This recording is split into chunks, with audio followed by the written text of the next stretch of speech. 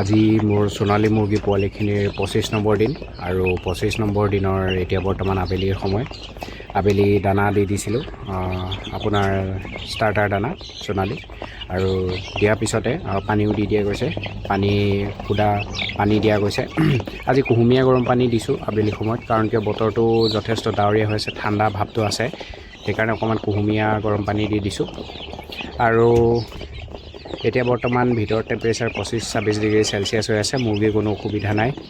মুৰ্গী যোৱাকালি মৰ্টেলিটি 2টা হৈছিলে আৰু আজি মৰ্টেলিটি 3টা হৈছে। যিহেতু মই কৈছিলোঁৱে মুৰ্গী পোৱালিখিনি অলপমান কমজুৰি হৈ আছে, কিন্তু আজি আবেলি সময়ত এতিয়া বৰ্তমান এটা সৰু ভুলৰ কাৰণে মোৰ 10-15 মিনিটত আপোনাৰ 13টা মুৰ্গী পোৱালি মৰি থাকিলে।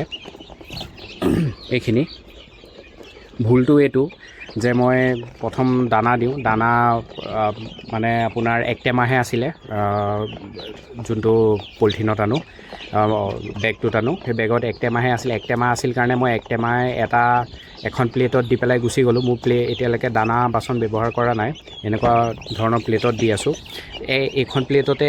এখন প্লেটতে দি গুচি গ'লোঁ। আৰু ইয়াতে যিহেতু মোৰ 1100 মুৰ্গী পোৱালি আছে, এখন প্লেটতে গোটেই 1100 মুৰ্গী পোৱালি যেতিয়া আহি গ'ল, মইতো গুচি গ'লোঁ বাচনখিনি ধুবলৈ।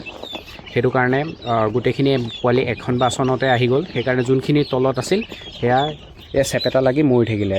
যেতিয়া মই বাকী দানা লৈ আৰু বাচন চাচন লৈ আহিছোঁ, তেতিয়ালৈকে দেখিছোঁ এয়া মৰ্টেলিটি উলিয়াই দিছোঁ বাৰু। ইয়াতে গোটেই একদম চেপেটা হৈ গৈছিলে, এয়া উলিয়াই দিয়া গৈছে। সেইকাৰণে এনেকুৱা ধৰণৰ সাধাৰণতে ভুল কৰিব নালাগে। এই সৰু সৰু ভুলৰ কাৰণে যথেষ্ট লছ হয়। আৰু বৰ্তমান মুৰ্গী পোৱালিখিনি সুস্থ আছে। 2-4টা অলপমান কমজুৰি দেখা পাই আছোঁ, বেছি নাই, 4-5টামান আৰু কমজুৰি আছে। সেইকেইটা বাচিলে বাচিব আৰু নাবাচিলে নাই, হ'লেও আঁতৰ কৰি থৈ দিয়া গৈছে।